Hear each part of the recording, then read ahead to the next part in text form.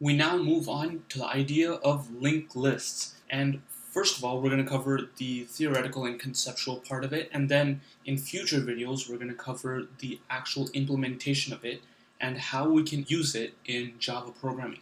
So first, what is a linked list? So linked lists utilize this idea of a node, and a node is just the specific value of data. So these nodes are chained together and they point to another node. And I will show you a visual representation of this and how we can conceptually think of this. So the first node in this little span of nodes that we have is called the head node. And then the very last node is called the tail node. And we can think of this conceptually as a train, because each compartment can be represented as a node. And the compartment holds some sort of data, and they are all chained together and connected together. So we're just going to talk about two different types of linked lists. So here we have a stack and a queue. So right here we have a stack, and this is literally what it sounds like. It's a stack of data. So we can think of this conceptually like a stack of plates. And when we stack plates on top of each other, the very first one is going to be at the very, very bottom, right? Because you're stacking them one on top of the other, on top of another, and so on and so forth. And so this is known as a last in, first out. So the last plate you put on the top is going to be the first one you take out. It doesn't make sense to pick up the whole stack and take the very bottom one first, right? That's dumb. No one really does that. So we stack them up on top of each other, and the very last one is the first one we pick up. And this is going to be implemented into a linked list because they're all connected to each other. So this one points to the 7 right here, and then this 7 points to this 240 right here.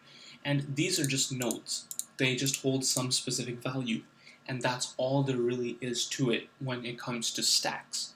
And we can see how this is beneficial when we make programs, and we'll see how this data structure implementation can be useful for specific things.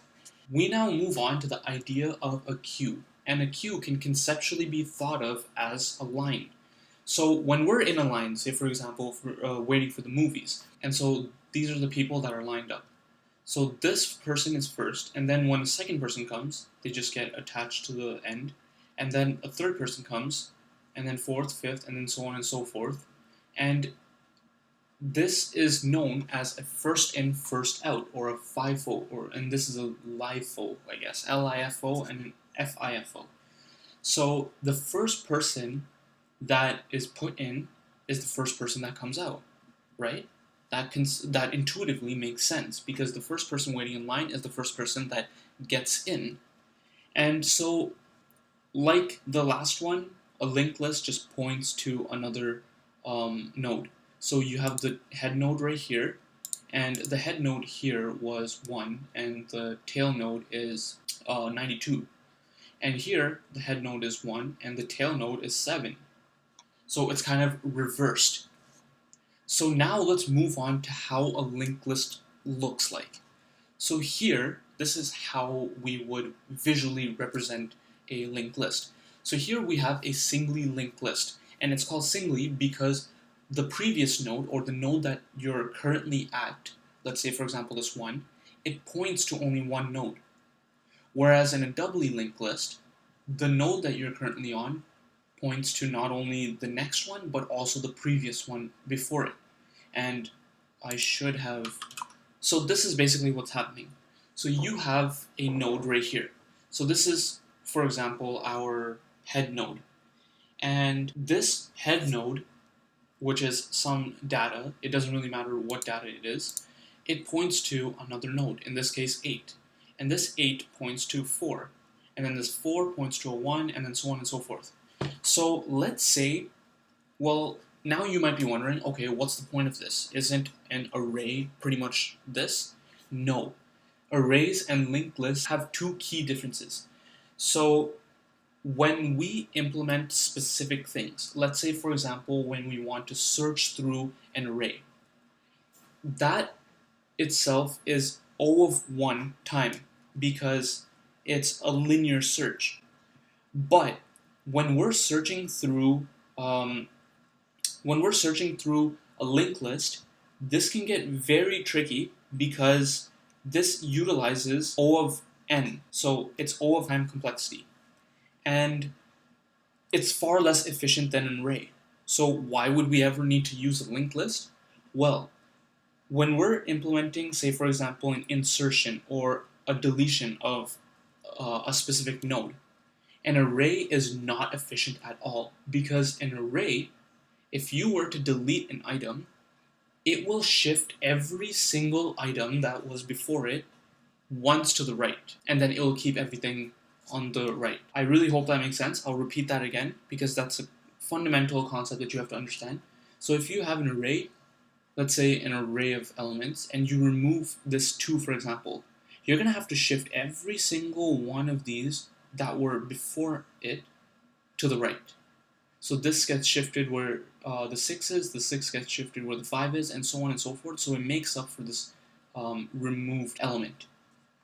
But when we have a linked list, since everything is pointing to one another, if we were to insert or delete a node, let's say for example we deleted this 3, and let's change this to a 5 so we don't get confused.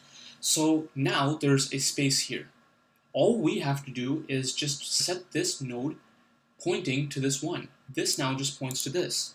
So you can see how we no longer have to shift all the items. We just take the previous node itself and point it to the next one in order to compensate for that lost or removed node. So that's a huge benefit of a linked list. And they do have their pros and cons. Like if you were to search through a linked list, unfortunately it does take O of n time, so it's not as efficient as an array where you can't index each individual value. But when it comes to insertion and deleting items, it definitely does have its benefits. So now we also have a circularly linked list. Basically, this is a linked list where the tail node, which is this node right here, the very last node, it just points back to the head node. So you can see how this is kind of like a circle. And I'll be going over some of the benefits of this and how we can implement it in future videos, but this series just covers the conceptual portion of different data structures. I really hope this made sense, and I will see you in the next tutorial where we cover hash maps. Thank you so much for watching.